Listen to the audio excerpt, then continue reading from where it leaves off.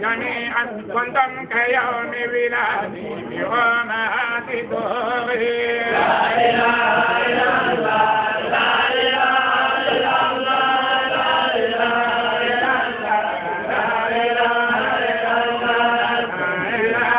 إلا الله لا إله إلا الله لا إله إلا الله لا إله إلا الله ما يكمل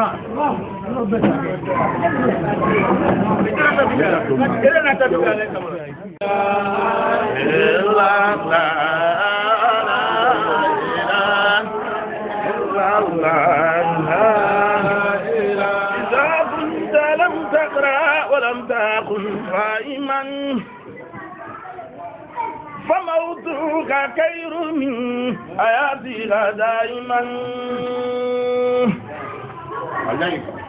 إذا كنت لم تقرأ ولم تكن فاهما فموتك خير من حياتها دائما وليلك لائم نارك باطل وعيشك في الدنيا كعيش باين إذا كنت في همي وغمي وقربة فقرأ كتاب الله تنزل من الهم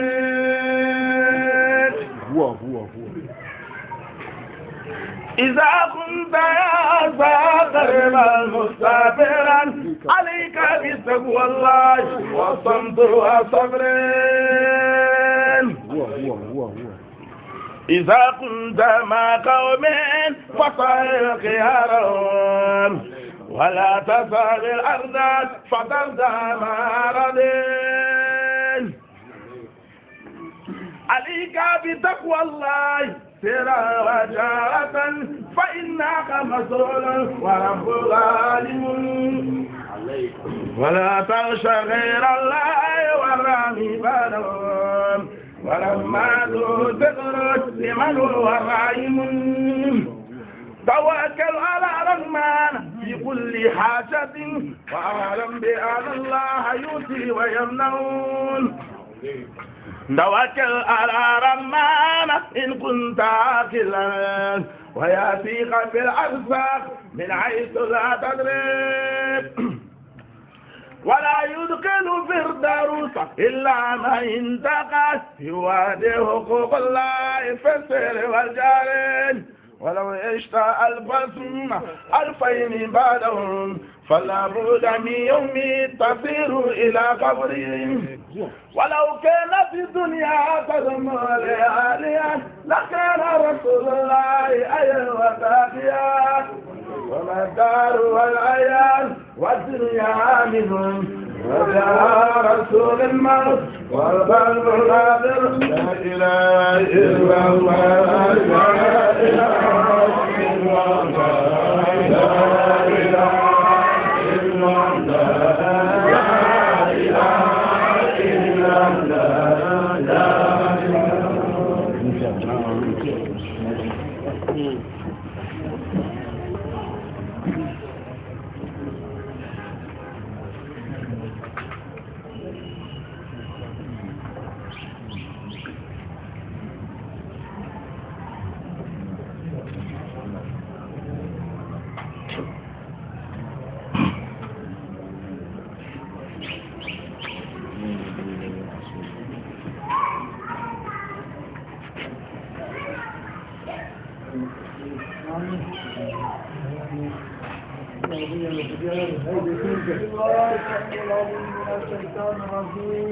بسم الله الرحمن الرحيم اللهم صل على سيدنا محمد الفاتح الفاتح الفاتح لما سبق إلى حسب الحق والحاد إلى صراط المستقيم وعلى آله وصحبه samra salati ka kama sa tandu samra tiro to kunna dama kana te wati ma sura te kunna ko dama kila huma ala boka te kuira kana duo ngaya kam nambra jenma ala boka ba kana minga kam nambra jenma ala boka samra ina kuna jeta kunu karaki ala boka kila lo rom rakalo rom salamu alaykum wati abu yadima kana alman bara kana wura amra amba de yi bai gadi inshallah wato kana sa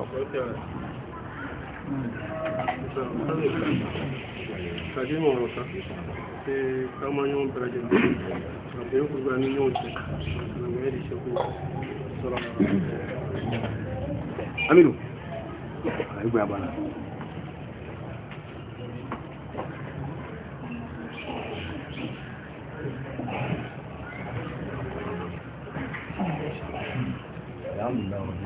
اللهم صل على سيدنا محمد الثابت صلي سبحان ربك رب العزة أما يصفون والسلام على المرسلين والحمد لله رب العالمين الحمد لله رب العالمين عندنا كما جامبلي كون فتري سلا مغو فانا بان كون زاويا فانا منا كما بيا ديا سوريا ان شاء الله رمو نعم قديما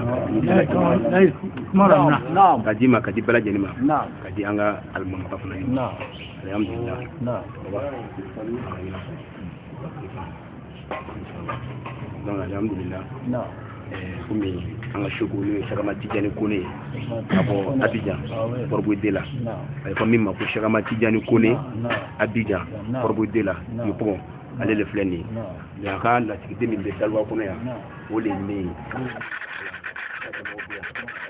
sabuya fana ni bɛ yan alhamdulillah komi an ka mawudu filime a san filanan ye donc suku a bɛna nati sen jɔ kɛnɛ kan ka taabolo fili n'o sugu tɛ place la an bɔra sɔgɔmada imamba fɛ ka kuma bonya d'a ma n ko sugu ko ni ala sera ka ɲuman don Daliwa kɔnɔ yan a ka d'a ye ka taa ka ɲɛmɔgɔ fɛ ko kuru sira de kɔrɔ ka na imami fɛ ka na dugawu ɲini ka dugawu kɛ ka sɔrɔ ka taga an bɛ sira de kan mɛ basi wɛrɛ tɛ aiko sugu ya mana bade na kane rato kana kawo ni ce mun ga tin wondra bule ko da wona ita ko anda fa be rato kana kawo ce ku ba na tin ko te dile ko kone ana so kana kawo da ba su de ni wala ne sai da kalama ce ba yi da ko tika hatta la tin de ni wa rato kana kawo ko tin lo kana do ni almanisa ay yusumi yanna yo kana yo kana do ni kana ambira jelma ala bo ko to ti yo kana yo kana ambira jelma ala bo ko sallallahu alhamdulillah mom so la bu yemena ay wol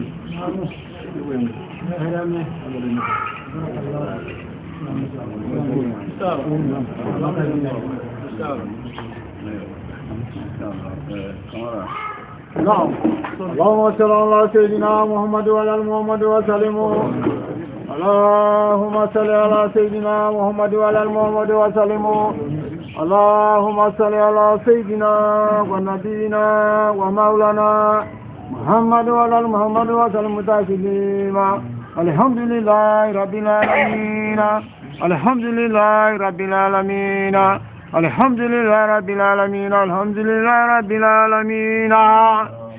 نعم اللهم يا ربي صل على محمد اللهم يا ربي نبينا محمد سيدنا ولينا ولكن محمد وعلى آله وسلم اللهم يا ربي نبينا وعلى آله وسلم بارك ربه ومن بإبائه بارك ربه ومن بإبائه وهدى إلينا رحمة من سمائه وهدى إلينا رحمة من سمائه رسول صفاء أدوان بدوائه رسول صفاء أدوان بدوائه جزا الله خيرا في خير جزائه جزا الله خيرا في خير جزائه يا سرى أنوارها تتبلد اللهم يا ربي جلال محمد اللهم يا ربي نبينا محمد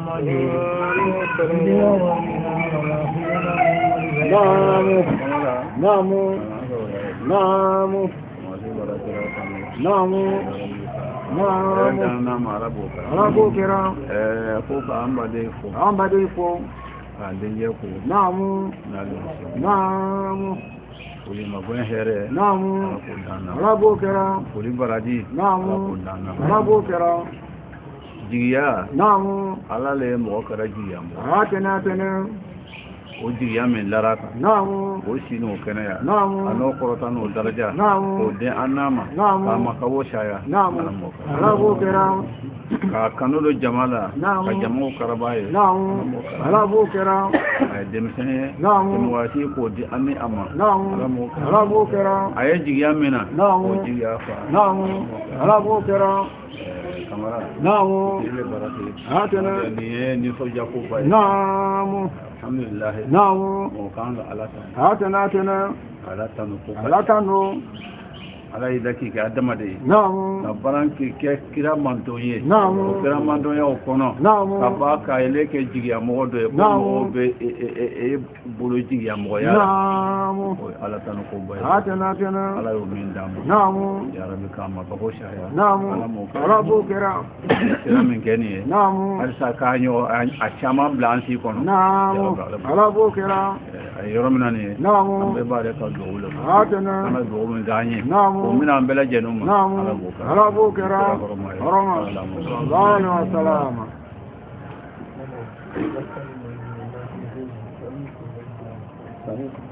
Merapanya, kalau mesti bang. Udah mesti bela, kalau mesti bela, udah mesti bela. Laki ini, kalau mesti bela. Kamera, Bah,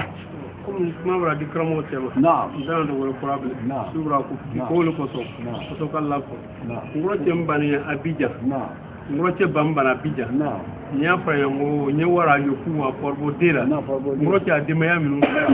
o denkɛ min ye fɛtiya n'a bɔlen Madi kana ne yɛrɛ ambassadeur. Naam, naam, A bɔra bɔ hejira. Naam. An yɛrɛ b'a n'a foli kɛ. naam, O ta la ka wuli de ye. naam, Ne ni min yɛrɛ an bɛɛ badema kelen de ye sa. naam. Bonya tɛ n'a tɛ min lara ne kan. Naam. Nin ka fɔ k'i y'o bɛɛ fɔ Naam. fitiri b'a se. Naam. Donc n tɛ se k'a la fɔ bilen. A ye fana fana na yan se kule. N karamɔgɔ fana y'a imam ba. اللهم صل على سيدنا محمد وعلى ال محمد وسلم اللهم صل على سيدنا محمد وعلى ال محمد وسلم اللهم صل على سيدنا ونبينا ومولانا محمد وعلى ال محمد وسلم تسليما الحمد لله رب العالمين الحمد لله رب العالمين الحمد لله رب العالمين الحمد لله رب العالمين بسم الله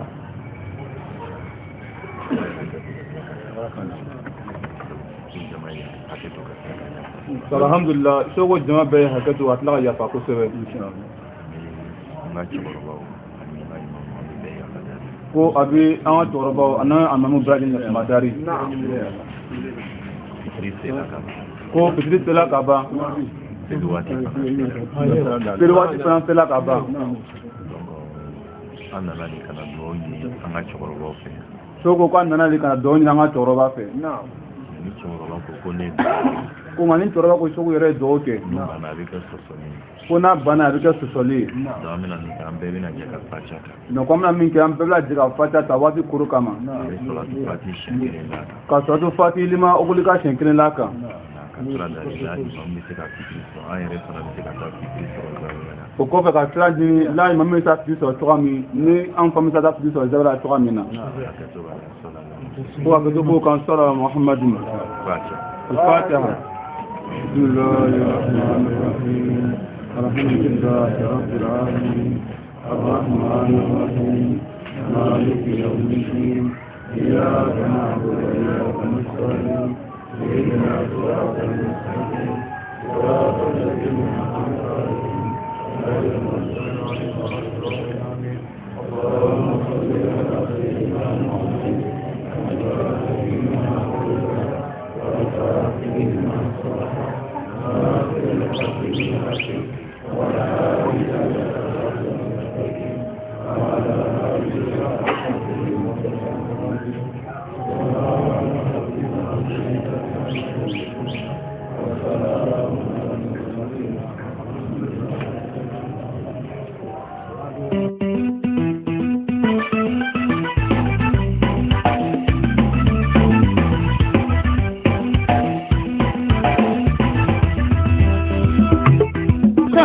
Tijani Jomini Dadonga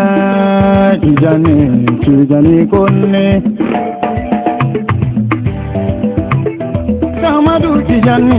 Jomini Dadonga Fama ala kanuba Filime ademeba Tijano la dombado Samadu Tijani Jomini Dadonga Polaila ilala Mamadu Rasulullah Nebi Jabaru ala defo Sedi ala kanyi ala Kabari kada Mamadu Kira bolo sedina Mamadu Bamina kade Muhammadu Abdullahi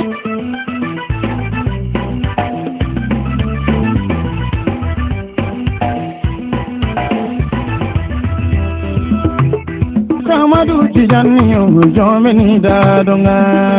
Tijani Konne Samadu Tijani Jomini Dadonga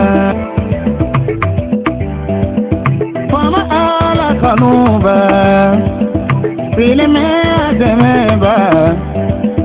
Tijano la dombado Samadu Tijani Jomini Dadonga Polaila ilala Mamadu Rasulullah Nebi Jabaru ala defo Sedi ala kanyi ala Kabari kada Mamadu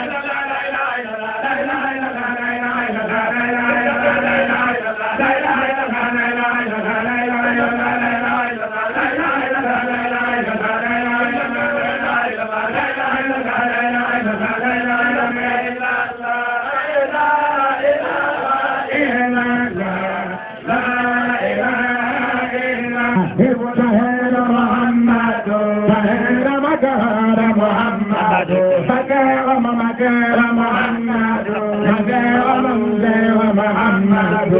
نور سراج محمد مثل الهدى محمد فاطمة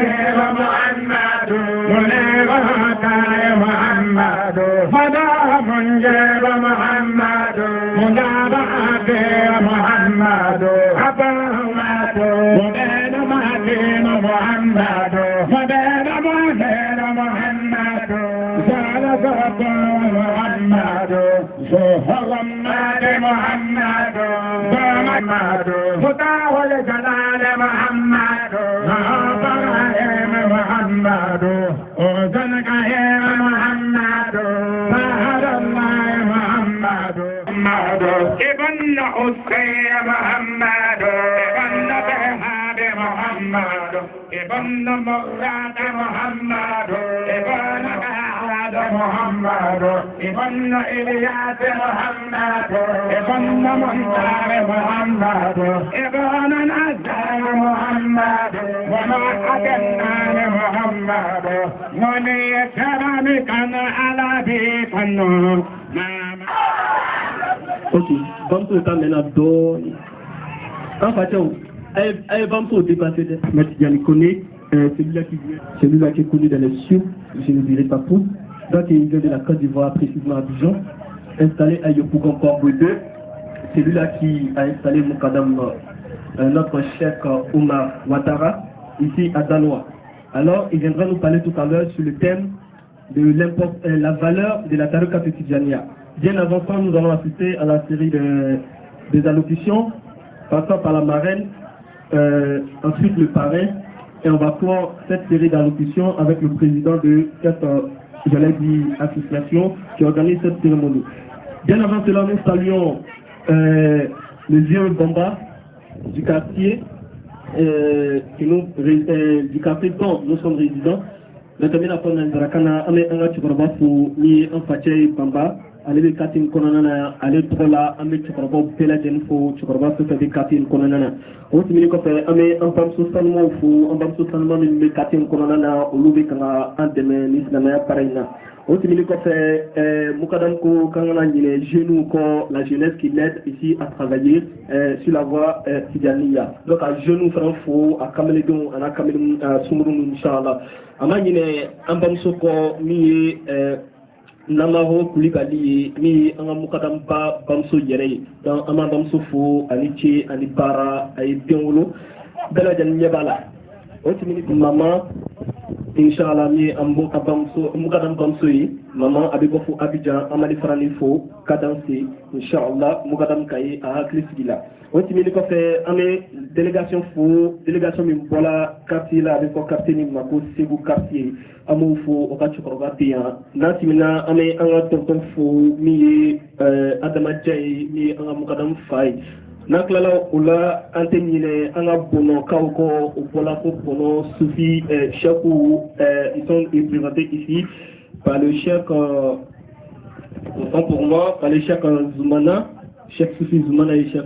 Isif Inch'Allah Amoufo depuis Bono la délégation de Soufi la délégation de Mathieu Boaké Inch'Allah le groupe de la Dalal Khairat Amoufranifo ko danser au Bismillah ame imam fo anga imam ba café konaya ni imam Zouré avec un kama fo Inch'Allah et ame imam fo mi imam Amidou Samagasi Inch'Allah ni mas di tola amali faranifo ame oustaz fo mi oustaz Haroun Rachid Koulibaly, alhamdulillah, on salue la délégation de l'imam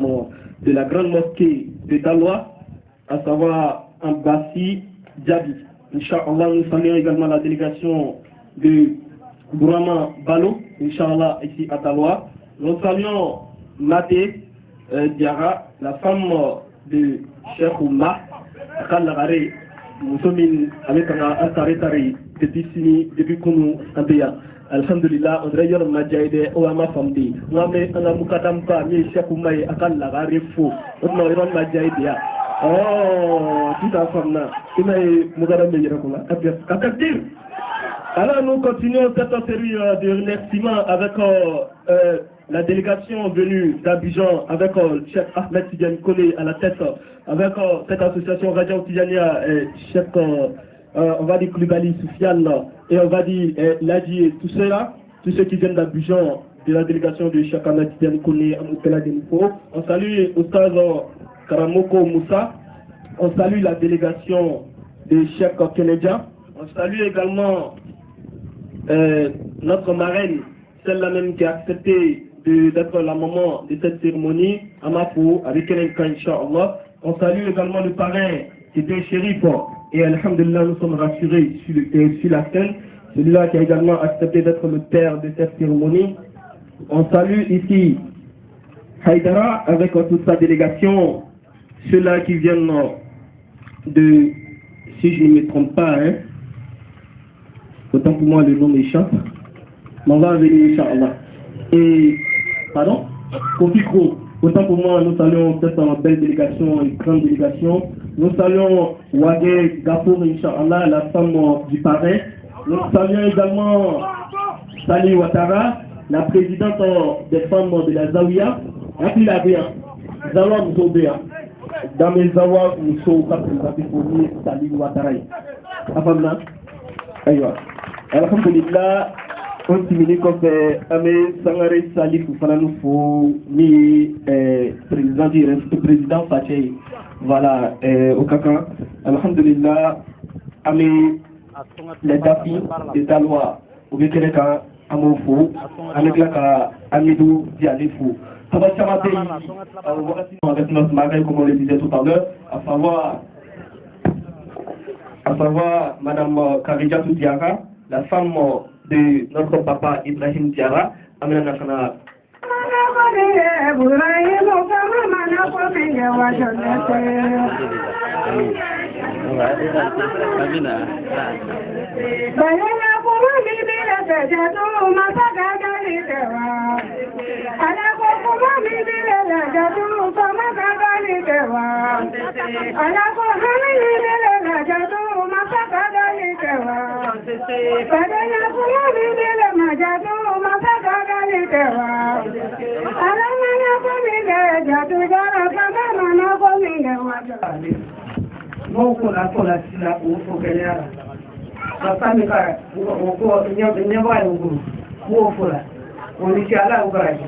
ala tija juma ala kanya juma ala doni na fama juma bara ko masba ko ala wata ka ba jamana masba ala na ka ba ni mena ala dama ala ba to tra me ko ala ba to kala dia ko ala di sabati la ni mena di mbese fi fula oni ke ala ibadi ala isara ala kanya dama la ni mena da ta kunna ne heran no ala ko se ko ala heran to ala sidam jara de ma ala ni mena da ala sutra ala sutra kiyama ala ba to kala ni ko ala me kala ni ala ya de ibaro ala usabati ala baraka to ala ukesla mai ala ndiru anye ala akariati ala kala ka suru ya ala kala ka to ni ala me nya kada ala ni na to jeira ala baraka to ala uta sa to ala ni mena kiri ala ni mena kiri ani ke ala ibaraki Nous allons prendre le micro avec tout le respect qu'il nous doit. Charles,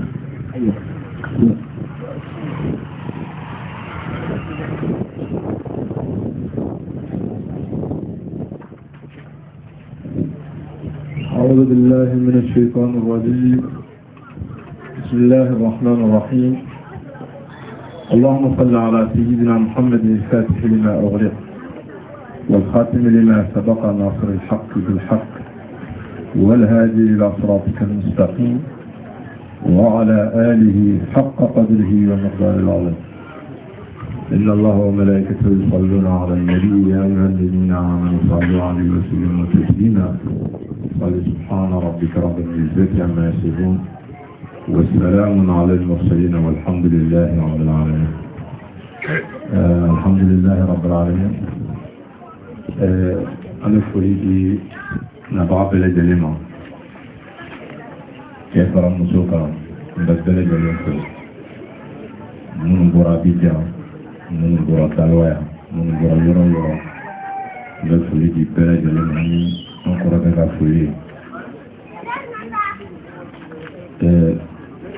ko dira a tigi de ma kɛnɛ sigira ko mawludu ni parrain dira alakira mɔden ma sallallahu alaihi wa sallam a dira dibaga ma a y'a jɔ a kɔrɔ fana a y'a jɔ a ka kɛta kɔrɔ ko ko bɛ kɛ diɲɛ na n'o ye silamɛya ta ko ye a bɛɛ bɛ kɛ alakira de ka ko la ale salatu wasalam vraiment an bɛ nabagaw fo an tɛna bi a kuma na kuma ka gɛlɛn an bɛ dugawu kɛ ala ka si kɛ an bɛ dugawu kɛ ala ka barika don an kɔrɔ an bɛ dugawu kɛ ala ka an ka kalandenya jidi alakira yɛrɛ bonya kosɔn salli ala muhammad. Sallallahu alayhi wa sallam, nous remercions le shérif pour cette doigt avec une forte délégation de jeunesse et dirigée par notre chef Oumar Ouattara, président du Sénat. أعوذ بالله من الشيطان الرجيم بسم الله الرحمن الرحيم اللهم صل على سيدنا محمد الفاتح لما أغلق والقادم لما سبق ناصر الحق بالحق والخالي إلا صراطك المستقيم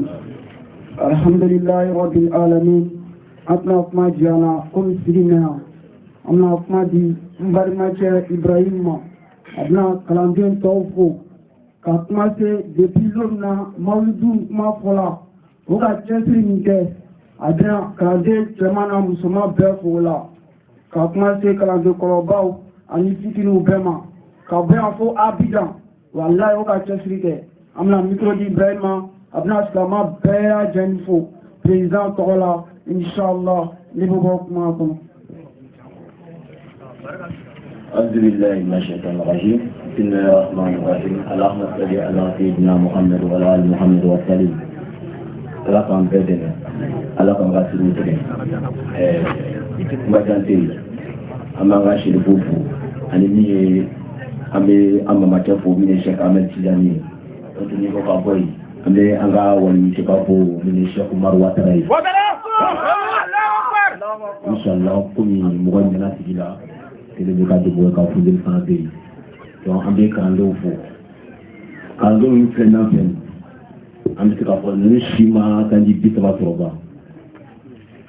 an baw sigi filɛ kɛnɛ kan an faw fana kɛnɛ kan o nisɔndiyaba de bɛ yen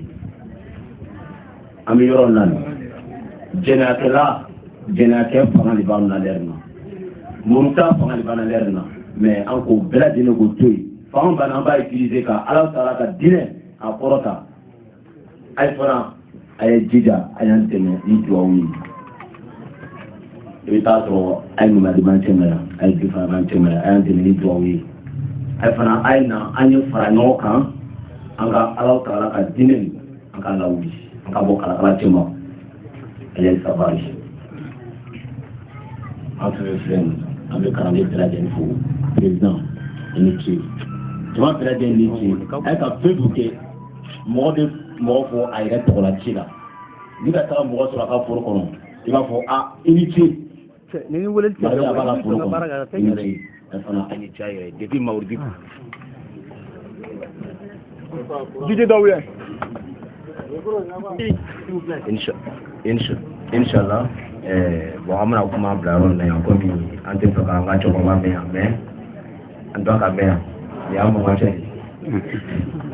an mɔgɔcɛ de donc an bɛna kuma bila yɔrɔ min na yan an bɛ kalanden bɛɛ lajɛlen fo ka jama bɛɛ lajɛlen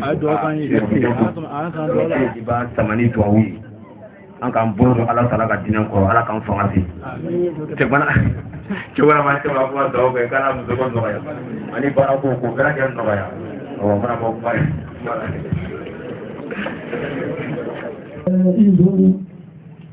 أحمدي بسره اللهم رحمته من المولى الجليل لا غور أن الله حسبه يا قطب الأقطاب يا قطب الأقطاب فاسي لوحة تريننا في هذا المعبر وبه فلتصدقوا وأنت الغوث إذا أنت سره والحق حقيقة وأنت باب الرسول والنزول فيك تعيب لا إله محمد تجاني إلا الله محمد تجاني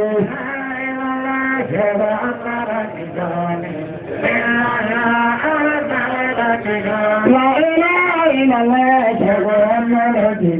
محمد رسول الله تجاني ولي الله محمد تجاني كتب الله تجاني بهار الله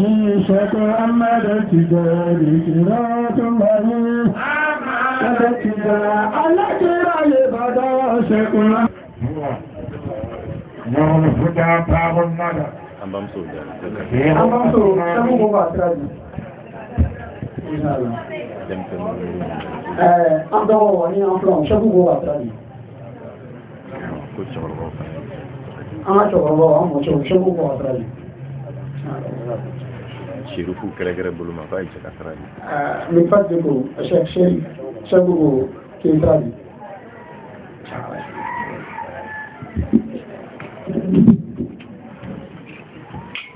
Assalamualaikum warahmatullahi wabarakatuh. Waalaikumsalam warahmatullahi wabarakatuh. Ande ini kan selama jamaah BFS. Ambana kajian so. Ya. Kata so ambana so yo. Nah. Maka sodan. Hapa dari ahfadi bi alaihi salatu wassalam. Ali. Syekh Baba. Ami kene min kan kene de wole ko sa'atul ihtifal bi mawlid nabi alayhi salatu wassalam un endroit où nous sommes en train de commémorer la naissance du saint prophète alayhi salatu wassalam appelé communément Anjura pour Allah Graka Maulidi. Nyana me do wala da kono. Fanyi fitini bronze Maulidi na. Jama ka Maulidi na faro ulo ka jama la te atino mwashiku te na telenga. Me aga na dinga mi loka foro. Na tigida kura ituro. Ale limaniya kura dɔ di ma min ni limaniya kɔrɔ tɛ kelen. Ala ko de fɔ kuranna kɔnɔ. A ko fadake fa inna zikra tanfa'ul mu'minin.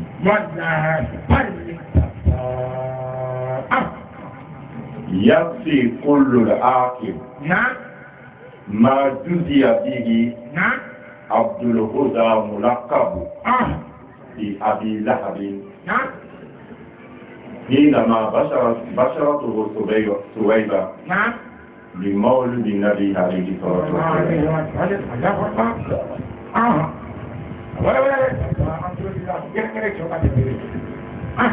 مولدي دلو ديلي بانا قرانا مجدي بيكا قرانا جيلا لقوم يعقلون ولقوم يتفكرون ولقوم يتذكرون ولقوم يوقنون.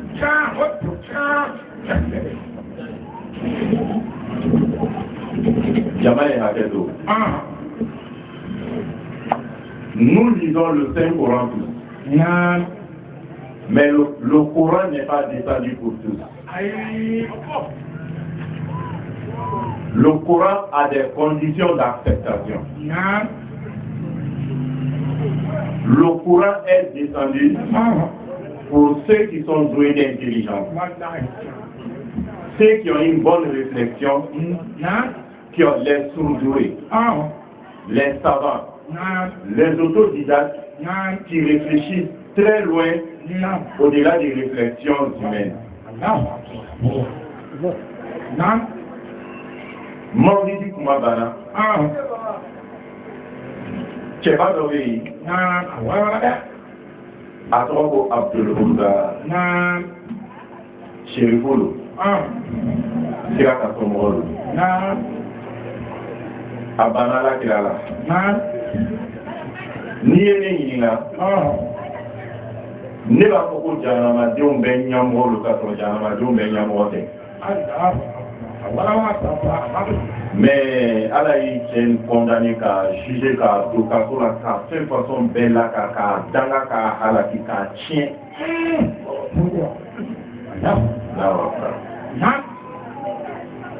Surah kene ali tan nani woni le Qur'an kono.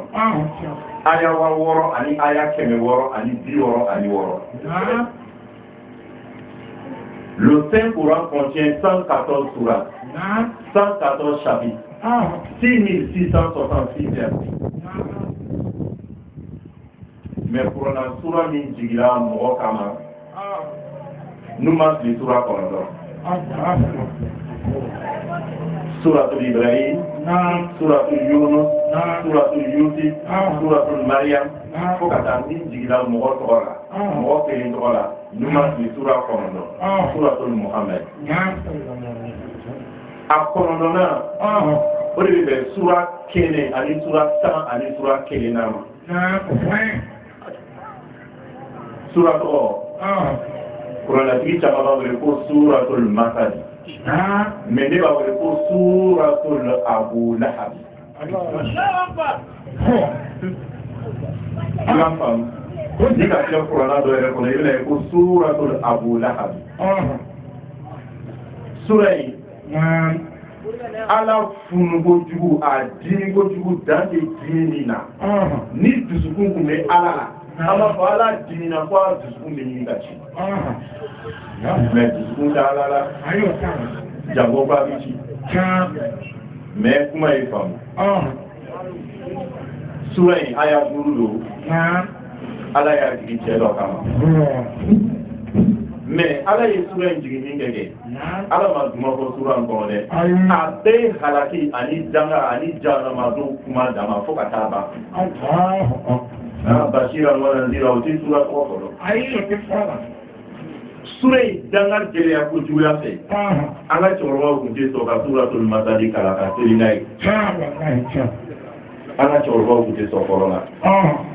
mais mɔgɔ bɛ seli n'a ye baasi t'a la mɔgɔw k'a filɛ ala y'a gɛlɛya ɲa min na a jigira cɛ min kama ka kira juguya ɲa min na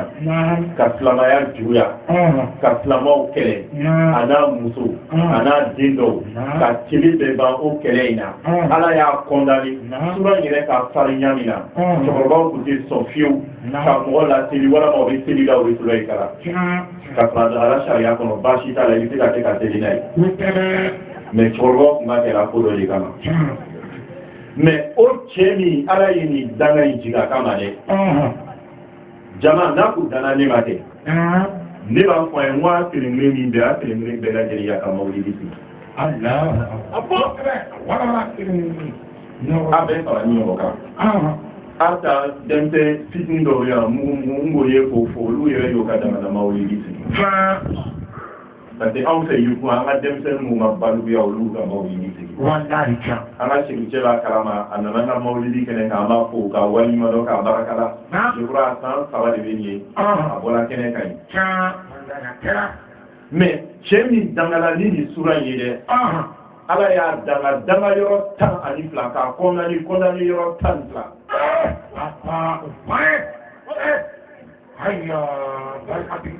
n ko tile dimanche ye mais n bɛ layiru dɔ d'a ma n'a taara jahanama filɛ ka taa wuru kɔnɔ yɔrɔ filɛ à partir de fitiri seli bi cɛ min ala y'a don jahanama kɔnɔ k'a condamné cogoya bɛɛ la ala b'a labɔ jahanama min kɔnɔ a tɔgɔ ko abdulhuza serifu don dɛ serifuw kɛ olu ka jahanama donya a datugu la ka sɔrɔ ma baara foyi kɛ fɔlɔ ala ka jahanama datugu ka bɔ selifu kan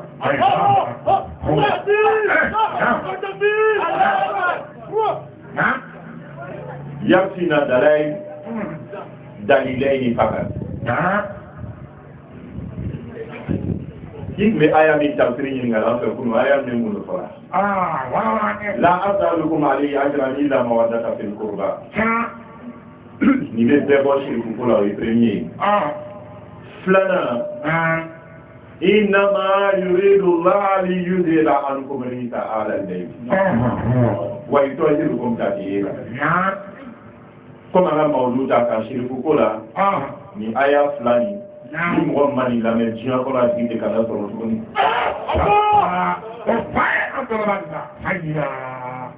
ni mɔgɔ min ka kuma na kira somɔgɔ don dɛ. ala kira facɛ abdala. o kɔrɔcɛ de a tɔgɔ ko abdulwoza. ala bani ko k'a fɔ an bɛɛ ye k'ale y'a don jahanama kɔnɔ cogoya bɛɛ la. a bolo fila. tɛgɛ fila ala y'o don jahanama kɔnɔ. a yɛrɛ kutu ala y'o don jahanama kɔnɔ. k'a ka nafolo don jahanama kɔnɔ. k'a muso don jahanama kɔnɔ. a muso kan a kun ta la a disi ta la ala y'o don jahanama kɔnɔ. k'a muso don jahanama kɔnɔ ka tila k'a pandi. fi jidiha hablun min masad. takbir. summa takbir. wallahi mawlidi kala kira wali mano ye adamadi ka baara n'a ka fɛn kɛta de ye. cɛni tɛnɛ o tɛnɛ dimanche ni fitiri seli banna ka taa bila tɛnɛlo fitiri seli waati ala b'a bɔ jahanama kɔnɔ a bolo kumaden fila nɔnɔ bɛ bɔ kelen na ji glacé bɛ bɔ kelen na a ka frigidaire ji ka suma sabula ale bɛ bana bila mɔgɔ la mais ni ji climatiseur fɔɲɔ kɛ frigidaire fɔɲɔ kɛ ala yɛrɛ ka min glacé ka d'a ma cadeau ani nɔnɔ a b'o de min.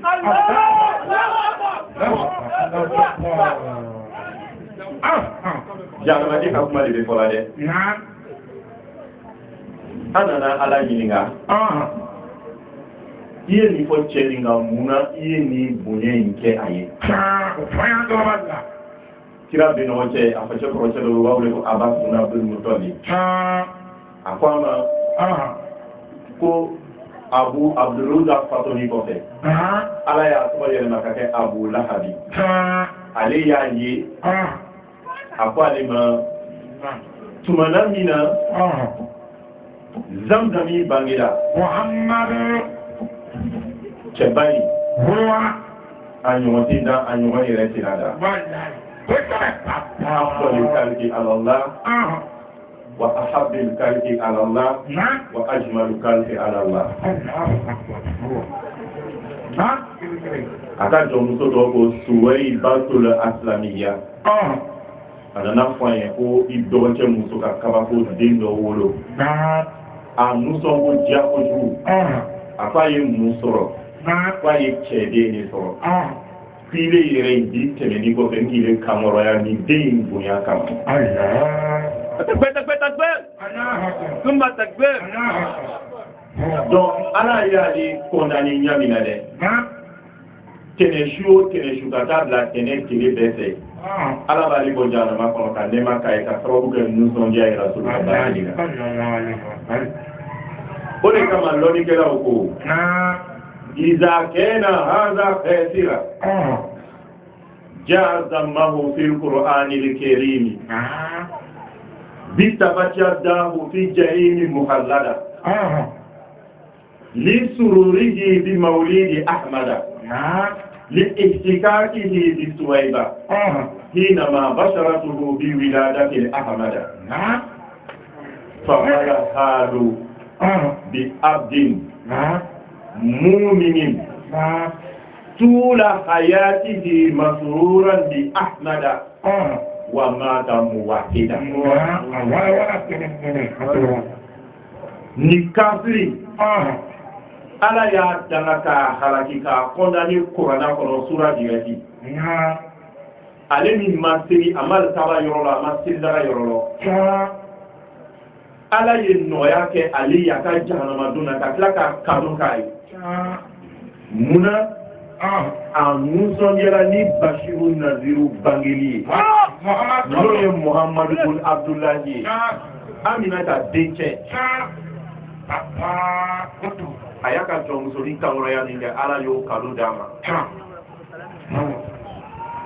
aw minnu ye silama ye marraine filɛ parrain filɛ silama jama filɛ a bɛ seli Ala ne Muhammadu la a bɛ sun don a bɛ ɲumanyaw kɛ n'alu min kɛla fato ni Ala kelenya ye k'a to waati bɛɛ lajɛlen na a bɛ ka mawulidiw organiser ka nisɔndiya ni Ala kɛra ka bangeli ye hali ka sara bɛ di mawulidi ko la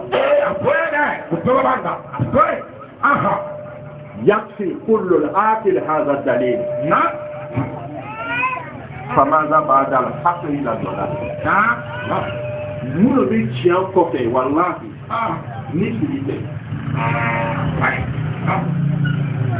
an bɛ mawulidi kɛbaga bɛɛ fo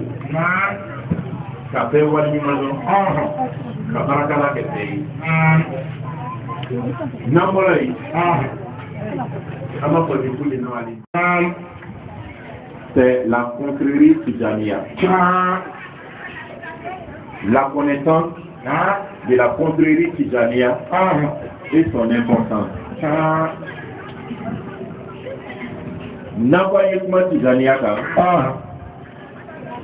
a ye kuranna bɔ ka na bila an ɲɛfɛ ni kuranna tɛ yen a bɛ mɔgɔ min ninnu kun na o k'a dayɛlɛ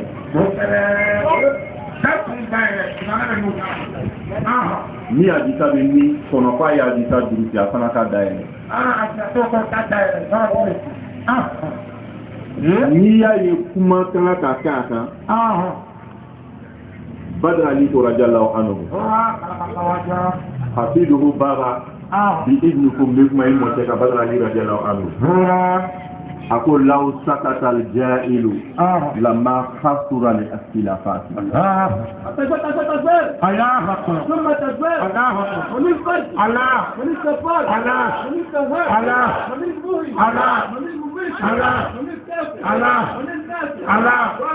لا إله إلا الله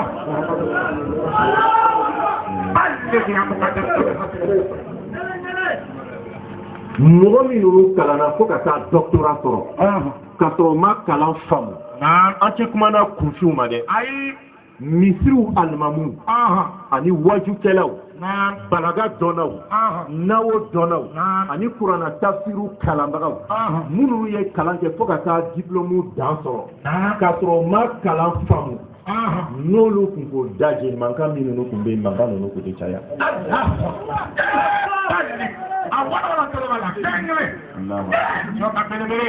an ka mɔgɔ ja mɔgɔ bɛ kalan fo ka doctorat sɔrɔ ma ka min kalan a ma faamu kɔ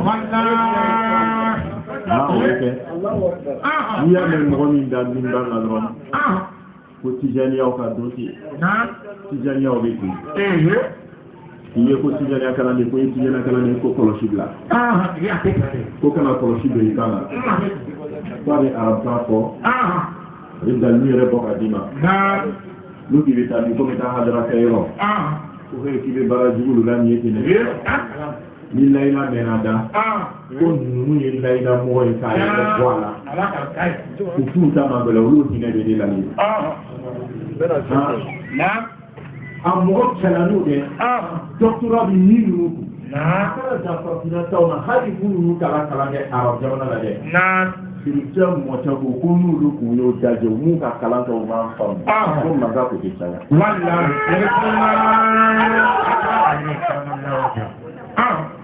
Wallahi mɔgɔ mɔgɔ bɛ kuma tijaniya kan en sens négatif c'est quelqu'un qui a appris mais il n'a pas compris ce qu'il a appris. Ja dɔ bɛ kalan kɛ fo ka doctorat sɔrɔ ka sɔrɔ ka min kalan a ma faamu. Nun kumana n yɛrɛ ka kan na lagosili bɛ k'a la. Imam Kishki rahimahullah ka di Ala ye diɲɛ da fo bɛ tile min na wajukɛla ma bɔ silamɛya kɔnɔ fɔlɔ hali kafiriw fɛ yen min sera Kishki ma fɔlɔ a mɔgɔ ma bɔ fɔlɔ. Kishki ni cɛ dɔ ka ɲɔgɔn sɔrɔ a ka Kishki wele débat international ko kisi ko aka kuma dɔ la ko lɛri bɛ seli la ko ni mɔgɔ bɛ seli ko lɛri b'a la an bɛ nana ni tijaniya de ye ten kisi ko a ma ko lɛri bɛ seli la waati b'a la lɛri jusqu'à mais waati b'a la y a un temps pour la prière a ko kisi ma ko lɛri bɛ seli la kisi ko i ka dalilu di a ko inna salata kanat ala mu'minina kitaban mawquta donc ko ale ka Kurana aya di kisi ma ko kisi bena ko sharia la ni mɔgɔ kuma na Kurana ka bi tɛ ka sɔrɔ kisi ko ma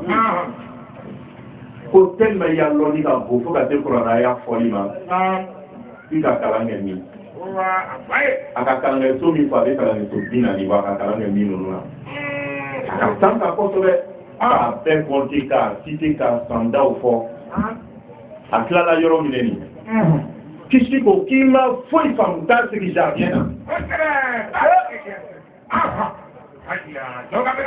ale yɛrɛ ka jama ni jama min tun bɛ bɛɛ kulela kisi ko débat banna ko ni tɛ se ka kuma ni ye ko taa jardin na f'i ka min kalan doctorat b'i bolo k'i ma foyi faamu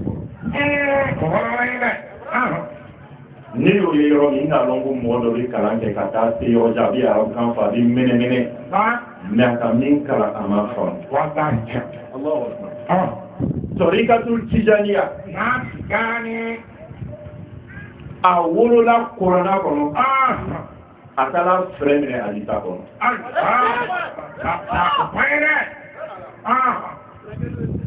Torikatul Kayri وطريقة البركة وطريقة السداد وطريقة السعادة وطريقة المفتاح الجنة ومفتاح الرحمة وباب رسول الله صلى الله عليه وسلم رسول العالمين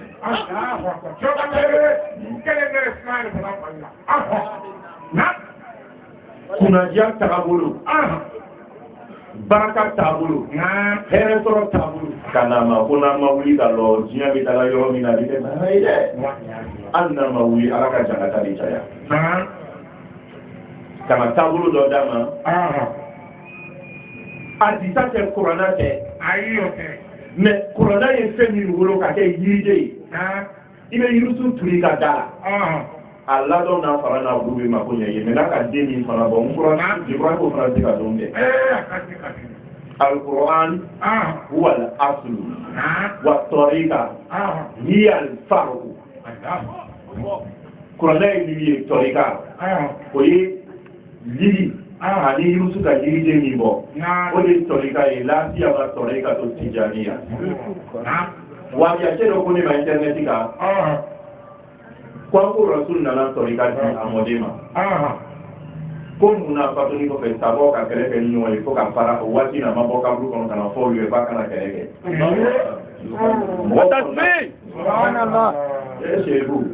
mɔgɔ kɔnɔna filila kosɛbɛ o ɲinɛna ko wa man dakhala fi tariqil qawmi wa tabakhara fihi utiya quwwatan listinbati ahkamin ala haddi sawa'i tariqa mɔgɔ shehu kanubagaw tariqa denw a bɛɛ fara ni ɲɔgɔn kan a bɛɛ ye pondancier de ye hali a fitinin min ma kalan ni kɛra gorokamiyo ye ni benna k'a b'i fɔɲɔ bɔ fuu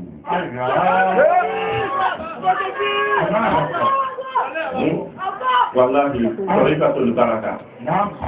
tariqa a ko ne k'o jaabi di ni ninnu tun b'an sisi la o ka tigɛrɛ fɔ kɔntan na wa abiya dɔw yɛrɛ de olu yɛrɛ ko ko a mɛnɛna yɛrɛ ka ban n ko a ma lutigi ye nin ye n'i k'i denw ma a ka nin bɔ a ye to k'i tile ni su kɛ kuma na n'o ma mɛn i mago tɛ dugu ka bɔ kaburu kɔnɔ ka na kuma o fɛ mais olu den n'u mamaden ninnu ɲamala i bɛ ta Kurana ma jigin o ɲafɛ hadisa ma jigin o ɲafɛ i ma kabako kɛ o ɲafɛ cɛkɔrɔba jɔyɔrɔya ye olu rasul n'a ka sabaw tagani kɔfɛ imam maliki ninnu tagani kɔfɛ bukari ninnu tagani kɔfɛ wallahi ala kira ye cɛkɔrɔba ɲuman ye a jɔrɔya kan ka kɛ anw ye an m'a ye an m'a mɛn an m'a fo a bɔra kabulu kɔnɔ n'a kun ma bɔ a ma ɲi minnu bɛ yen min bɛ bɛn adamadenw hakili ma sɛgɛ t'a la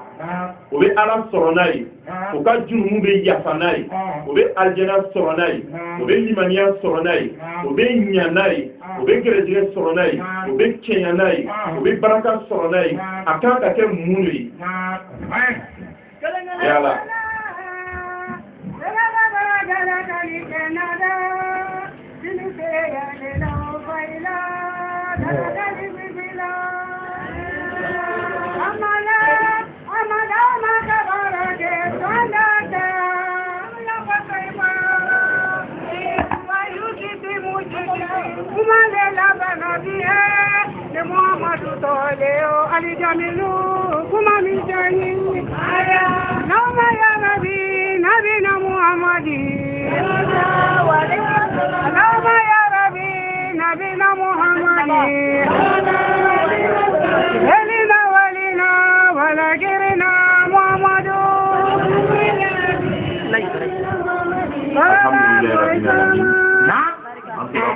n'an bɛ ala nɛni hali ni an bɛ ala nɛni n'a ma dalilu d'a ma a ma kan ka an don jahanama kɔnɔ lɔnnikɛlaw wulila ka mɔgɔw lanɛgɛ ka mɔgɔw tɔrɔnti ka mɔgɔw bila sira jugu kan a sisaw commencera ka modifier dɔw yɛrɛ tun bɛ atla rasulullahi sallallahu alaihi wa sallam fil qulubi فوجد قلبه شيخنا أحمد التجاني كبير رضي الله عنه خير القلوب فأقتره للطريقة kira nana yala adamadenw dusukun kɔnɔ ka dusukun kɔrikɔri k'a sɔngɔsɔngɔ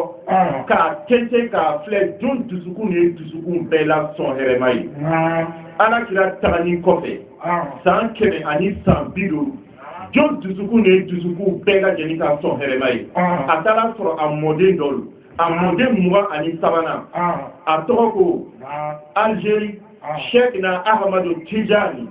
Kebiru radiyallahu anhu kira y'a sɔnti ka fila d'a ma fila min bɛna adamadenw lakanda k'o kɛ alijinaden ye k'o jurumu yafa fo ka taa diɲɛ wuli o de ye tɔrika tijaniya ye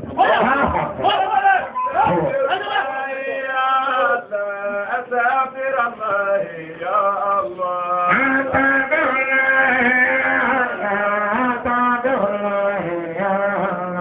أستغفر الله يا الله أستغفر الله يا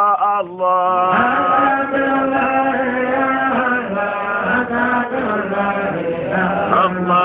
أستغفر الله يا الله أستغفر الله يا الله minnu da ka ca o da ka bon an b'a fɔ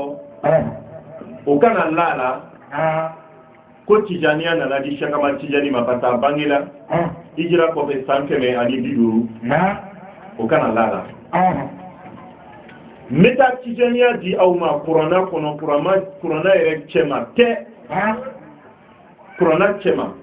n bɛ taa Tijaniya d'a ma Tijaniya wolola kuranna kɔnɔ ka bɔ yɔrɔ min na Tijaniya denw ani ce ani baraji a ka ɲumanya la mɔgɔ bɛ fɔ a yɛrɛ tɔgɔ la baara ni ɲumanya la sabula bɛɛ tɛ ɲumanya kɛ Tijaniya denw aw ye silamɛw ye ka kɔrɔ n'a n'a ka silamɛya ko a bɛ bɔ min fasilin ila fasilin a ka dɔ fara a ka ɲumanya kan an bɛna taama dante aw ka foli la ala bolo dante aw ka foli la mɔgɔ ɲumanw bolo dante aw ka foli la ala kira bolo diɲɛ bɛɛ farali ɲɔgɔn kan mɔgɔ ma kuranna bonya ka kuranna aya bonya ka tɛmɛ Tijaniya denw kan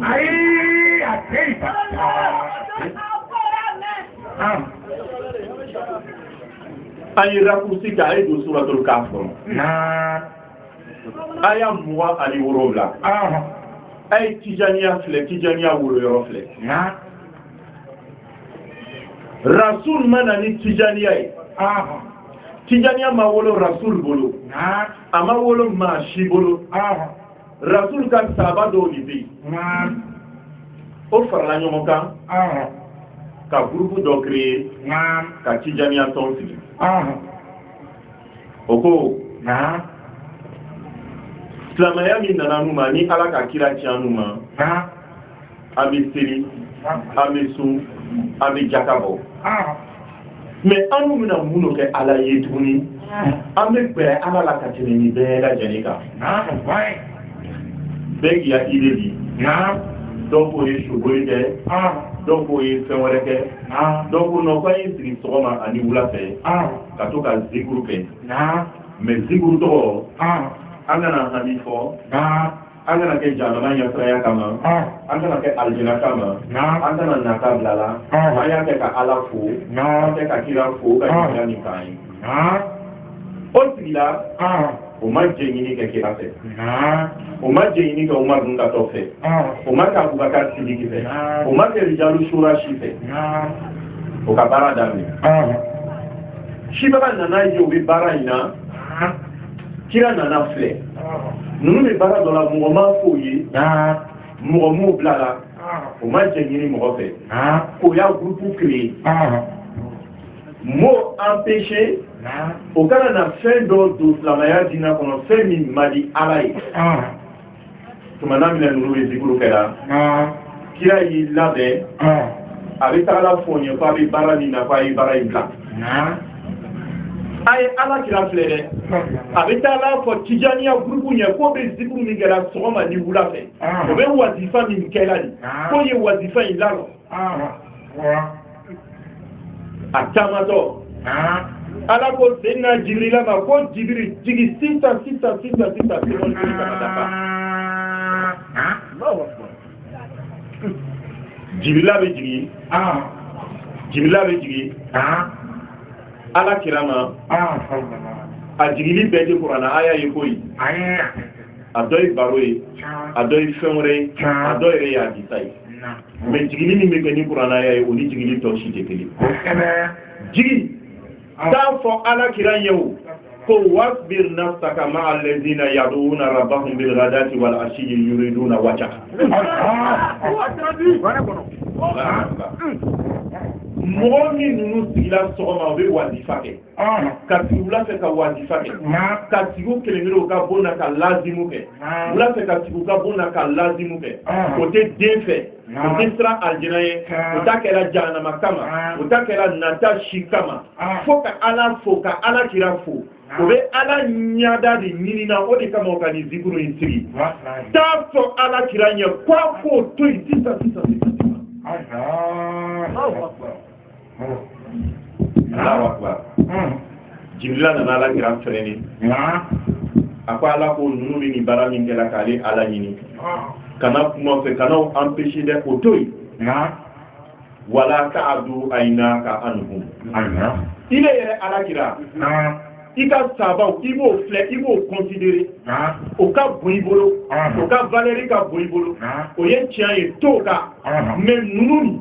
olu kanu n'o ka valeur n'o ka sigiɲɔgɔnya kelen kana tigɛ hali seconde kelen wala ta'du aynaka anhum ni min ma tafsir lɔ e ala i t'an ka sherifu fɔ o na tafsir fɔ a ye i b'a faamu donc tijaniyaw kɛ lon bɛɛ o ni ala bɛ ɲɔgɔn bolo lon bɛɛ o ni kira bɛ ɲɔgɔn bolo o bɛ tagama ni ala ye o bɛ tagama ni ala kira ye ala b'o dusukun na alijana b'o dusukun na rasul b'o dusukun na jibirila b'o bilasira ala y'o ka garanti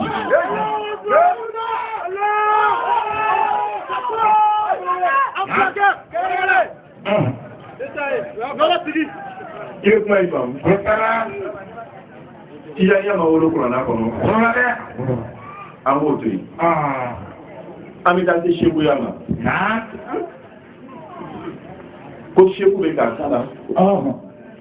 n bɛ taala seku fɛ n tuguni bɛ seku dɔ kɔ bila man aye nabi mo ni kiraw to olugu temena mo mi nu yere yo yere la koro ko yere di alama ayo olugu fleka blulu la ka tu olugu ko ni alaka yamre filul amri wattabi filul amri sabila man anaba ilayhi Allah wala ni bi ka nawo le ni ka nawo ya mi tijani aba kono ka yira ko ka be bole papa ni e balaga do balaga ni balaga ya ma bo kono ka yira ni re chrétien na ni bible ya ma bo kono ka yira Allah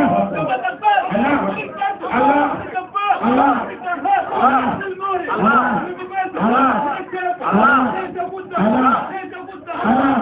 Allah لا إله إلا الله محمد رسول الله صلى الله عليه وسلم أن يجرب مثلا ما بعودا فما فوقها يلا ملياتي سرنا على la même italien métro sousonina quoi yofo la timidité ne s'approche point à notre Seigneur quand il s'agit de donner des exemples même si cela provient d'une moustique. ويضرب الله أمثال للناس لعلهم يتفكرون ولا يمغفرون مغشين ما فترى ni min ka ni gbɔngɛ la bɛɛ bɛ bɔn foyi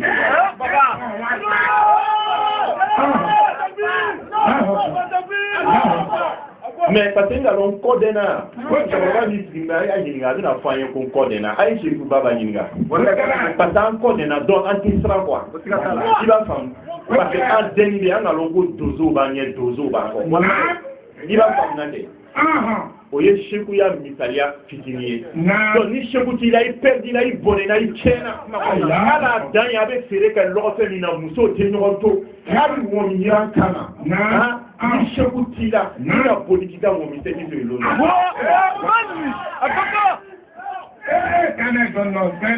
yala mala k'i ka la fa seetan na seku i b'a faamu na kɛ an y'o to yen. An yi na ni tɔrikatu tijaniya misaliya ye an baw an'an faw ani filama jama bɛɛ i ye dutigi ye den 5 b'i bolo i k'o wele k'o lasigi hali o den 5 min lon bɛɛ lajɛlen tile kɔnɔ a ye na ne fo siyɛn lóru tile kɔnɔ suba waati a ye na fo seli fana waati a ye n'an fo landara a ye n'an fo fitiri a ye n'an fo safo a ye n'an fo ni lu den mana ne cɛkɔrɔba fo ba bɛɛ ka bɔ n ya lu kɔnɔ n bɛ tila k'a ta mɛnɛ a la i bɛ o fɔ i denw ye i ka dɔn o bɛna siran o an bɛ faw k'a fɔ de i bɛ kɛ premier o foli yɔrɔ dɛ den 5 nin o bɛ nin fo effectivement i ka min fɔ o bɛ na n'o foli dɛ filaba la olu nana ko baba ile le kanu wolo kanu bila diɲɛ kɔnɔ ile yanu karaba quand ile fo siyɛn 5 tile kɔnɔ o bɛnna ma anu bɛna 5 kɛ mais foli sigiyɔrɔma 7 an minnu fara an ya 5 kan ka bɔ an yɛrɛ nin kun na anu b'o jagoya an yɛrɛ kan i y'a tasuma ɲasiranya kɛ dɛ i y'anu gɛn ka bɔ du kɔnɔ o ɲasiranya kɛ dɛ i kanu ani k'i fo parce que ne de kɛra sababu ye anu nana duniya kɔnɔ anu minnu 7 fara 5 kan ka kɛ basu ye ka d'i ma yala k'i waliɲuman dɔn o ka baara daminɛ tɔnu min fo 7 min fo 5 tile kɔnɔ ninnu 2 ni olu bɛ foli 5 ni kɛ ka tila ka foli 7 min ko basu ni an to ka sigi k'o fara kan o b'o la den 5 na jo bɛ diya ye den 5 na tɔ ninnu tɛ goya ye mais diɲɛ yan fa y'a lɔn ko ka den sɔrɔ hakilila yɛrɛ la o n'u nana 7 fara kan kɛlɛ tɛ tasuma tɛ foyi tɛ jagoya tɛ bilahi wa ni rasulullah ni kanu sababu ɲuman kama k'o foli d'i ma o ye kɔnuma ye bon tijaniyadenw bɛ ten tijaniyadenw ka misaliya tijaniyadenw ka misaliya filɛ o de kama o ka di ala ye o de kama ala b'o fɛ o de kama o ka surun ala la olo kama baraka bula wallahi baraka ti mo min na tijaniya dama be baraka soro baraka ti mo min na e do tijaniya ko na be na baraka avec baraka de ale rekede ai sheikh baba hali kamo tigala ne kala dugu dɔ la ka taa sɔrɔ mɔgɔw taara diriki baw do ko yɛrɛ lanɛgɛ k'olu ye seku ye k'a don dugu kɔnɔ k'a fɔ yɔrɔ min b'a ye tijaniya seku ye dugu bɛɛ wulila ka diɲɛ fɛn bɛɛ don la hali galon tigɛla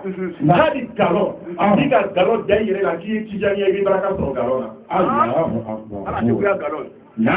a galon n bɛ baraka sɔrɔ a la ka diɲɛ nɛɛma sɔrɔ a la ni kɔni tubila yan n'i bɛ sa parce que an ye dɔw sɔrɔ olu y'a la yɛrɛ la ten ka nɛɛma sɔrɔ mais finalement o taara seku yɛrɛ ɲini k'o ka zikuru furaya k'o y'a ko furaya hali a galon ala ye baraka min don a la hali ni ka galon da i yɛrɛ la i bɛ jama sɔrɔ i bɛ mobili sɔrɔ i bɛ nafolo sɔrɔ i bɛ fɛn bɛɛ sɔrɔ kuma tɛ a hakikatigiw ma Allahu akbar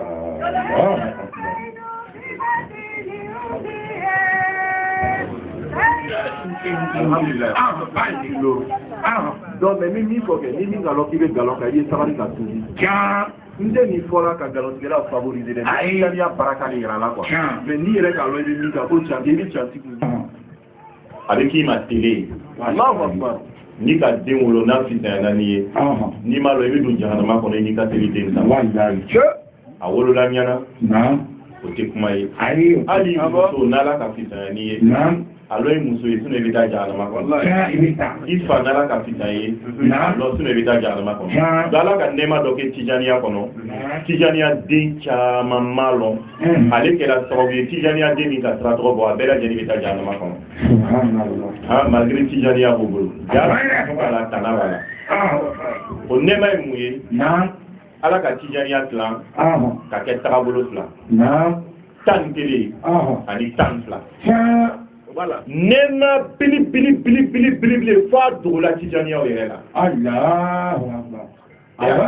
ja 11 ni 12 kɛla nɛɛma ye le fait que ala k'o tilan hɛrɛ nɛɛma yɛrɛ tijaniya baraka kɔfɛ k'a baraka wɛrɛ don a la tijaniya ye baraka ye universel mais baraka khasul khawati o ye ala ka tijaniya kɛ 11 ka tila ka kɛ 12 o ye tijaniya baraka n'a bonya n'a daraja a n'a dalilu bɛɛ n'a nɛɛma olu kama ala ka kɛ ten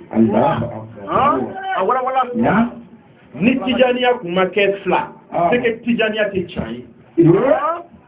kama ala mɛ kɔlɔnna kɔnɔ wa min kulli shay'in khalaqna zawjayn la'allakum tatataqun ala ko ko sɛbɛ bɛɛ fɛn ɲuman bɛɛ ni ala ko don ala b'a kɛ 2 n'a ma kɛ 2 i ka ye a kelen ni boli a bɛ ten o nɛɛma nin mɔgɔ dɔ bɛ taa fɔ k'ale ye 11 k'ale tɛ 12 mɔgɔw fɛ a t'a dɔn de ala i ma dɔn dɛ i benna n balimacɛ tuubi dɔ bɛ taa fɔ k'ale ye 12 ye k'ale tɛ 11 mɔgɔw i m'a dɔn ko nin ye fili belebele dan ye ala ka fɛn min jal'u ma pour k'a ye mɔ ɲɔgɔn na cɛ ni muso ni 11 ka 12 a bɛ ɲɔgɔn minɛ ka ɲɔgɔn embrasser ni 11 donna dugu kɔnɔ 12 bɛɛ bɛ n'a kunbɛn ni 12 donna dugu kɔnɔ 11 bɛɛ bɛ n'a kunbɛn k'aw kɛ k'i ba kelen fa kelen dɔgɔ kɔrɔ cɛ ani muso a ka mɔ ɲɔgɔn na a ka ɲɔgɔn dɛmɛ a ka ɲɔgɔn ta a ka ɲɔgɔn den di ɲɔgɔn ma furu la a ka ɲɔgɔn den di ɲɔgɔn ma furu la a ka siralu tila ka lɔnniw tila alu b'o ta ka kɛ kɛlɛ ye a yɛrɛ n'a yɛrɛ nun k'i minɛ n bɛ 12 f'i ye ka f'i ye i b'a fɔ can tɛ ka sɔrɔ can de nun k'i minɛ 11 na n b'a f'i ye ka f'i ye ka f'i ye i b'a fɔ galon don ka sɔrɔ can de n'i ka galontigiya nun k'i minɛ 11 na fana i bɛ debe i bɛ sɔn ko can de nun k'i minɛ 12 la fana n'i ko can tɛ i bɛ sɔn ko can de Shekama tijani tele bɛɛ kɔnɔ n'a bɛ ka wuli di 12 k'a di 12 n tɔgɔma ma deli ka wuli di 11 kitabu kelen min a y'a bɔ fo ka diɲɛ wuli kana ne taara yen nka jawahiru maani wurudi b'a kɔnɔ 11 a tele bɛ a ma deli ka wurudi di mɔgɔ ma 12 a ka faamu sisan wazifa kun bɛ kɛ la a retardé la parce que a kun bɛ dikuru dɔ kɛ fitiri ni safo cɛ kaliwa la lon bɛɛ a ka laada de kun b'o ye ale nana a ka kalandenkɔrɔba dɔ y'a ye ale nana wazifa bɛna dafa 11 a ko kalandenw ma ko seku bɛ nana a y'a tɛgɛ jɛ sanfɛ an bɛ jawaru tolu kɛmɛlu kalan siɲɛ 1 seku bɛna don a kɔnɔ an bɛ seku hɔrɔma tila seku donna ka bɛn n'o ye ko ka kalan ka fatiya ta ka mɔ ɲada la o y'a sɔrɔ ka 11 datugu seku ma fɔ o ma ko a kana kɛ dɛ ayi a m'a fɔ a ka daji min kɛ o kalandenkɔrɔba taara y'a basi sigi ani kalandenkɔrɔba minnu kun bɛ yen ko seku kun bɛ min di o ye 11 ye maa min yɛrɛ kalandenw bɛna min bɔ ka seku bonya n'a ye n'a ka 11 kɛ an ye fatiya ta ka seku hɔrɔma tilan ka seku bonya n'o ye sabula an bɛ 11 min kɛra o ye direct ani ala cɛ mɔgɔ t'an ni ala cɛ dɛ direct face à face ni ala ye maintenant min kɛra sababu ye an n'u ye 11 ni sɔrɔ don an y'ale hɔrɔma don a la ka kɛ 12 o mɔ an ɲɛda la ka fatiyaw la ka wuli olu ko ya zawuya n'o ya fɛn bɛɛ sigi k'u ka taabolo kɛ nin ye seku m'a fɔ a kelen ma ko kana kɛ a m'a fɔ ko kana kɛ hali sini a mɔgɔw bɛ a continuer la ten ne b'a ɲininka silamɛ jama kɛlɛ jama bɛ nin na baara jama bɛ nin na a taa n'ale kɔ a ye hakɛ to ye n bɛna kuma dɔ fɔ sisan n'a y'a sɔrɔ ne wolofa kuma ne tɔgɔ la ko Sɛkama Tijani n bɛna kuma min fɔ sisan n kun t'a fɔ mais tɔgɔ min bɛ nani tɔgɔ nin kama même Seku den min sigilen bɛ golo kan a nɔ la ne bɛ se ka can f'a ye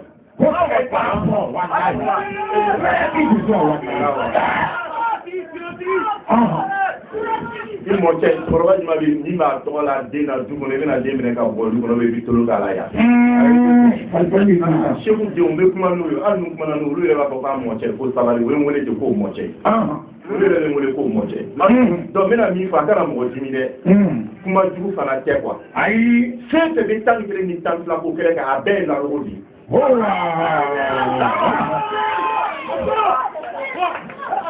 lalugo bilibilibilibiliw de bɛ 11 ani 12 ko kɛlɛ kɛ lalumaw n bɛ dalilu kɛ ka tɛ di ma an kana taa se kuranna n'a dita ni Sɛkama Tijani ninnu yɛrɛ ka kuma ma a filɛ e ala Jawaru Kemalu a bɛ kalan Tijaniya kɔnɔ yɔrɔ jumɛn ye wajifa Jawaru Kemalu yɛrɛ tɛ farila ye Tijaniya kɔnɔ bali ina di fɔ muso yɛrɛ don a bɛ ɲini ka kiri ko sɛ ko ten ne ma fɔ di dɛ diɲɛ karamɔgɔ bɛɛ ni diɲɛ kitabu bɛɛ kalan na n ko an bɛ yen an ma tunu an ma dogo ayi ma tunu ba karamɔgɔ cɛ hali ni Tijaniya kɛ yen i ka Tijaniya kitabu bɛɛ dun i t'an mu bi n ko donso bɛ mɔgɔ min ninnu ɲɛfɛ cɛ ni saba ninnu tɛ yan k'olu to yen an tɛ bi an tɛ siran mɔgɔ ɲɛ Jawaru Kemalu farida tɛ sɔrɔ ka Tijaniya kɔnɔ ne kɛ Tijaniya den k'i t'i sa ka kɛ wali ye ka don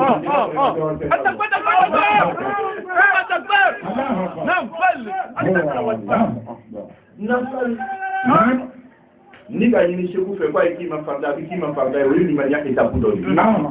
il est yɛlɛ ni o de ye quoi c'est des escaliers mais tu n'es pas obligé de monter sur l'escalier maintenant fɛn min t'i farida ye fɛn min ye nafila ye o i bɛ taa ban adamaden kuturu la ka sababu kɛ o ye ko mun kɛra fɛn fɛn bɛ tugula Sɛkama Tijani kɔ Torika Tijaniya sarti 10 ani 4 na a sarti 10 ani 4 na e ala n bɛ ka sarti 4 na fɔ mais n bɛ ka sarti 14 na fɔ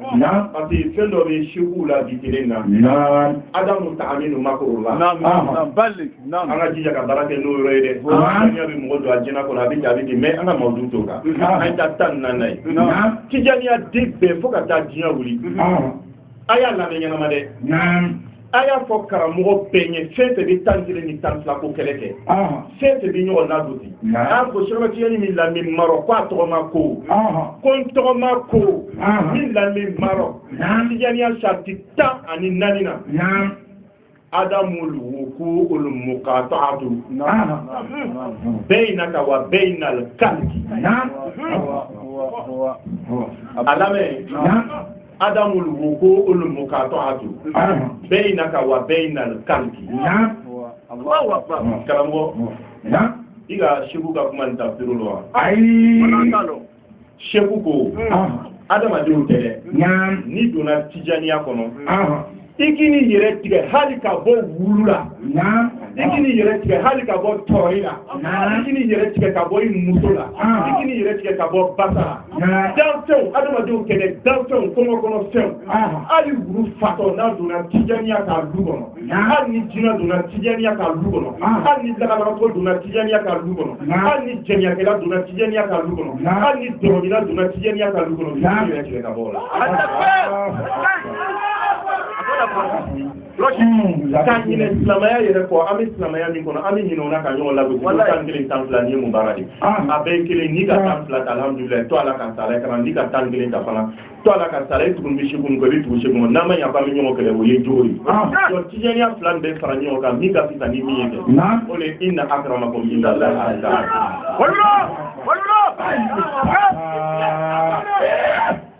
wa akhir da'wana alhamdulillah أقول قولي هذا واستغفر الله لي ولكم من كل ذنب واستغفروه إنه هو الغفور الرحيم والسلام عليكم ورحمة الله وبركاته. وعليكم السلام ورحمة الله.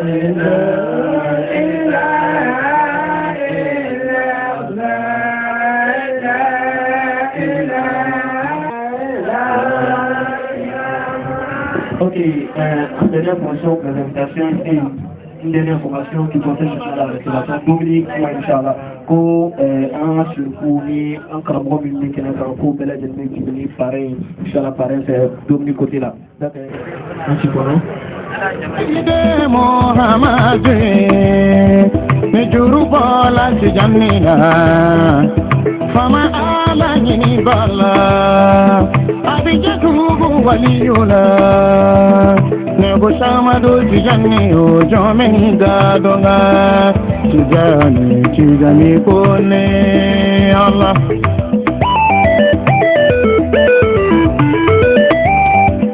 Neba fɔlɔ jɔni nabi neba fɔlɔ segu Sumaila la Sumaila sawadogo